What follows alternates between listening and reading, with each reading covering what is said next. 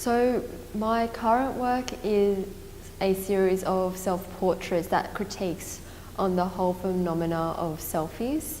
It's such a ubiquitous and polarizing subject in our modern culture.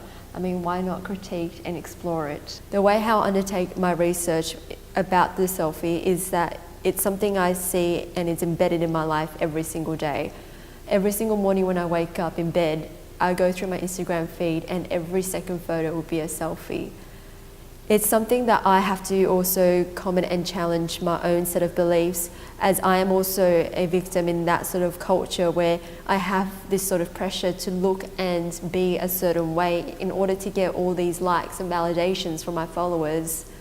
So the reaction and anxiety to the whole culture of selfies initiates my whole project about it. My whole practice has always looked at the female image as well as digitally manipulating the subject. So this really goes hand in hand to how I would want to critique my own set of beliefs as well as the whole culture behind the selfie. As my whole topic is about the selfie, there's no other place for me to make my work than to be my bedroom.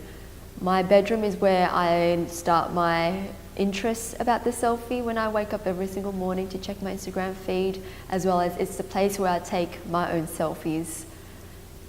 But essentially, my studio is my laptop. The laptop is such an essential part of my practice as my practice explores the digital culture. It's where I do all my editing, it's where I make all my decisions about what my final outcome will look like, and the whole process involves a laptop. It allows me to work wherever and whenever I can.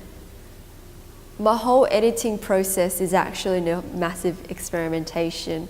The way how I work is to take a lot of footage and images of my subject, so of myself, process them in an editing software, and then reevaluate what I make. Most of the time when I take all my footages and images, I have no idea what they will end up looking like. And that is very evident in my whole previous work called #LikeMySelfies. Every single technique that was used in the editing process was dictated by the image. So it was a really fun process where I get to play around, experiment, and learn different skills on the computer to allow me to explore the whole digital manipulation a bit more. So it was a lot of fun playing around with different techniques and different editing processes in order to finalize an outcome for my work. My interest in digitally corrupting my images have actually originated from when I was in New York. It really reflects my personal reading and reactions to the subject. Times Square became a environment that really made me anxious and claustrophobic, and by digitally corrupting them, it really reflects that sort of reading. And that sort of reading also reflects in my current practice about the selfie.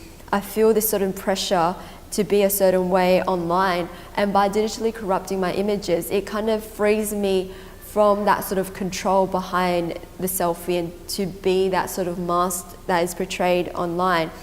As well as by digitally corrupting my images, it allows the image to kind of manifest itself. As my whole process and experimentation, there is always failure that is bound to happen. Most of the time when I look at my work, there's always something I'm not happy about, but that's all right. So the way how I approach these sort of failures is it's an opportunity for me to reflect of what I've made and assess what went wrong and where the potential lies. It's a really good way for me to allow myself to make a better work. As well as I find myself reading and researching about the selfie in order to kind of find answers to the questions that I have while I was making. Another way how I overcome hurdles in my practice is to get feedback from my peers and my friends.